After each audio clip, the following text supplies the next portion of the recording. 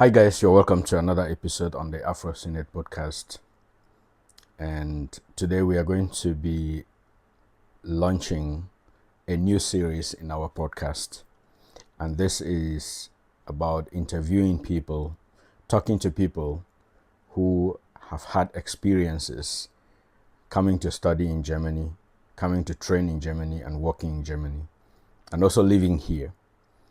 That is a new way that we want to tap into their experience to make you have a feel of how life goes here, even as a student or as a trainee and as a worker. And that is why today we are going to start with myself, where I will fully introduce myself so that you know me, because I cannot get to be interviewing people for them to tell their story when I myself, I haven't told mine. And by way of introduction, my name is Stanley Kalesi Kelei, and I come from Uku in the northwest region of Cameroon, where I grew up as a child. And I lived there till I went to high school. Uku is a very interesting village with a lot of attractive touristic sites. Like the second highest mountain in Cameroon is found in Uku. And we also have the famous Lake Uku. I am saying this for anybody who wants to visit Uku. And I am a biomedical engineer by profession. And I work for a medical device company here in Germany.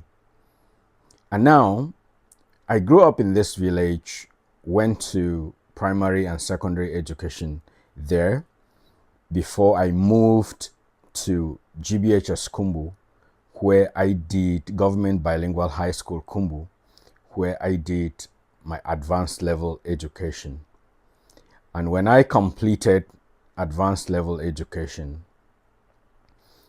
my parents couldn't afford to send me to further my studies, but I was always so interested in education. In fact, my mother especially knew that I was always very interested in education. Until today, she knows it. And so that is how come I switched from thinking about school at that moment to looking for a job. And then I got a 1-year training where I got trained as a laboratory assistant technician, a job I enjoyed with passion. I enjoyed working in the laboratory, running routine tests and other stuff in the laboratory. And I worked in this capacity for quite many years, starting from 2004. And then along the line, my supervisor, who is a great man, he introduced me to repairing equipment. He was able to do minor repairs in equipment. And then he called me one day and said I should come and work with him. And then when I started working with him in repairing this equipment, I got so interested in it. And he saw that I was really interested. And then he encouraged me, while I encouraged myself too, because now I was so interested in knowing how equipment work.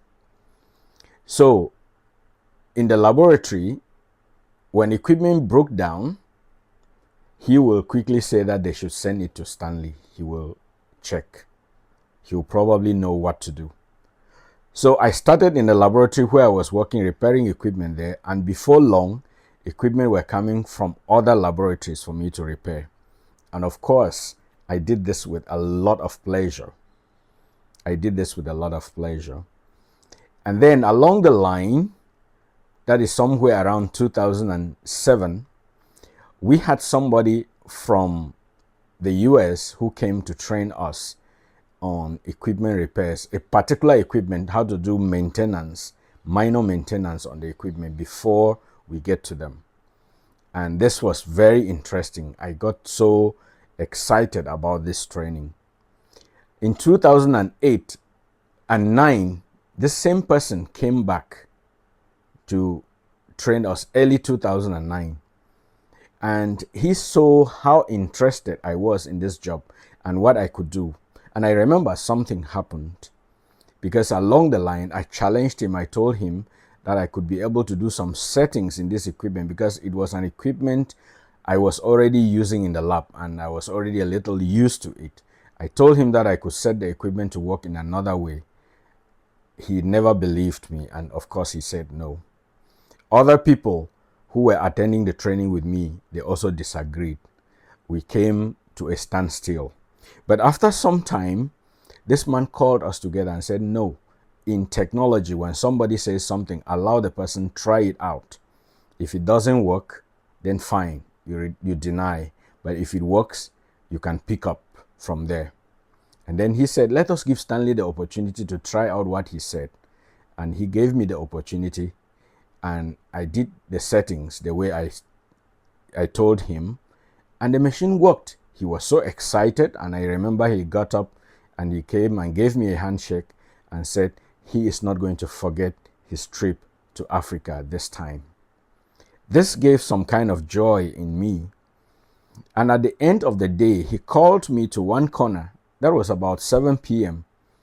when places were getting dark. He called me to one corner and told me, Stanley, I see you function better as an engineer and not as a laboratory scientist, because in the training, when we were introducing ourselves, you said what you are dreaming of doing.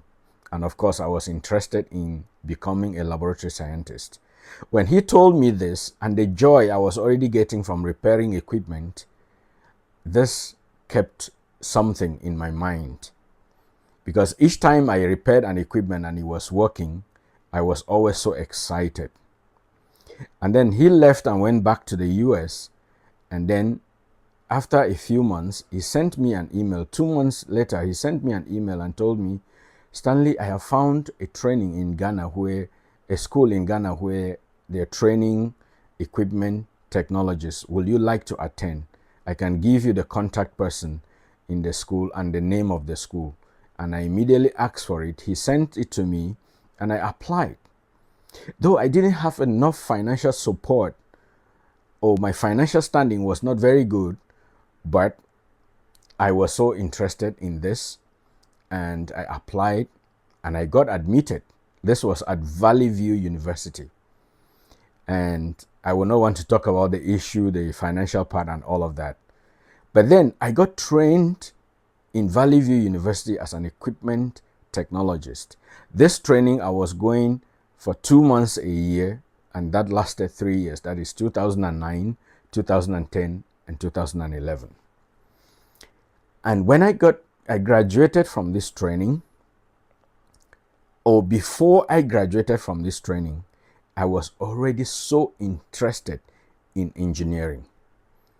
And I remember before I left Ghana, I already applied to do engineering at All Nations University, because that was the school I found at the moment. And to say that back in Cameroon at that time, there was no school that was offering biomedical engineering. And so I applied to All Nations University and I got admitted. I went back to Cameroon in 2011 and of course went back to my job as an equipment technician now, and also as an assistant laboratory technician. In this capacity, I repaired equipment in many different hospitals in the northwest region of Cameroon, in the southwest region of Cameroon, in the western region, in the littoral, and in the center region. I was always moving, and I did this with a lot of joy. That was in 2011, and I had already had admission to go back to school. But then I couldn't go back in 2011 because of financial issues, so I deferred the admission to 2012. And in 2012, I packed my bags and went back to Ghana. Again, financial limitations, but I was never scared. When I went back to Ghana, to All Nations University, I did with the heavy financial demands, and I couldn't afford it straight away. I decided to look for a job. So I got a job as a laboratory assistant technician, just like I was working in Cameroon, and as an equipment technologist. This was at Gold Star Laboratories. That's the name of the company. They ran laboratories across Ghana. So I worked during the week and I went to school over the weekend. So I was doing weekend school. And I was lucky that I met a friend who became like a brother in school, who was already doing equipment installation and repairs all across Ghana. So this gave me the opportunity, and most times when we finish classes on Saturday, we set off to another town to go repair equipment to make money so we could fund our education and also our living. I did that and I graduated from All Nations University in 2016. Oh, just to note that my hunger and thirst for education and my interest in education made it possible such that even with working and studying at the same time, I was still able to graduate as a first-class student. Yeah. And then I returned to Cameroon and went back to the hospital as a clinical engineer. And I worked in this capacity from 2016 to 2018. In this job, I did a lot of installation of equipment in the hospital, training users, repairing equipment, and I was always close to the equipment because they were giving me, each time I repaired an equipment and it was working, that gave me a lot of joy. And then during this time and my interest in working to see that people's health is improved, I saw a lot of patients who were coming to the hospital with cancer. And I was really concerned about this. And just to note that in Cameroon, we don't have a lot of cancer treatment centers. Yeah. At the moment, I can say with certainty that there is only one functional radiotherapy center in Cameroon. And that is really a hassle to a population of close to 30 million people. And when I saw this, it really got me worked up and I got interested in going this way, in doing medical physics. And that is how come in 2018, actually in 2017, I traveled to the US and did training in one company which produces equipment, awareness technology, but I came back to Cameroon. Then later in 2017, I applied to the University of Ghana to do medical physics in radiotherapy. I wanted to go back to Ghana and I got admitted. But because of, again, financial difficulties, I wasn't able to go, and then I deferred the admission. And then early 2018, I thought to change my path. And then I applied to Heidelberg University to do biomedical engineering with a major in medical physics in radiotherapy. I found this course here and I was so excited about it. And so I applied and got admitted. And then September of 2018, I packed my bags and to Germany I flew. And that is how I got to Germany, and I studied here for 2 years and I graduated. Now, I want to go back to what I have mentioned in several of my videos. Language. Before I came to Germany, I had not learned any German. I couldn't speak German. And during my school time, I was always trying to juggle between looking for a job, trying to work so that I can get some money to fund my education. And with this, and because of this, I couldn't be able to afford paying for language classes. So that is how come I graduated from my master's here in Germany without any little German. And just to note that from the beginning, I mentioned my love for education. And that is how come I did my master's even at an advanced age. In fact, when I was graduating with master's, I graduated with people who were like 18 years younger than me. Yeah, but it was okay because I was following my passion. So I graduated with a master's in biomedical engineering with a major in medical physics in radiotherapy. But I couldn't get a job in medical physics as a medical physicist, because I had poor German language skills. And I had to start learning German after my graduation from master's. And that is why I was now looking for a job in an area that is suitable. And then I got a job, and I am working now in a medical device company. It gives me joy. I am happy with this job, but then my hunger to become a medical physicist has not died. Why am I trying to tell you all this? This is a form of encouragement I am giving to anybody, that once you dream of something, if you keep the dream burning, you can always achieve it. If I got to where I am now to be able to speak to you, it was because of persistence.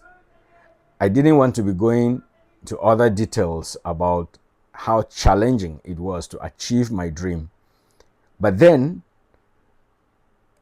it wasn't easy. It hasn't been easy, but here I am. The most important thing now is that I am here to share with others the knowledge I have had through this journey, such that you can better prepare yourself. And that is how come we came up, I and other friends, we came up with the AfroCNet podcast, where we want to be giving you the information that you need to know about migrating to Germany to study, to do vocational training, to work, and any other thing related to living and working in Germany. We are here to serve you in this capacity. And that is why we are also very happy with the feedback we are getting from people out there as they watch our videos on YouTube. So the AfroCNet podcast is found on YouTube, and we are encouraging you to subscribe to the AfroCNet podcast. We are also encouraging you to share our videos, because people are getting to us and asking also the same questions that we have answered in the videos that we have produced. We love to answer your questions, but we also love that you watch these videos and get the information, and then we can only be adding flesh to areas that you didn't really understand well. We are also running on Facebook under the name Senator Kelesi on Facebook to get more information. Subscribe to the AfroCNet podcast, because we are here to serve you with more information. And like I said, from now, we are moving to a new season where we will be interviewing a lot of people.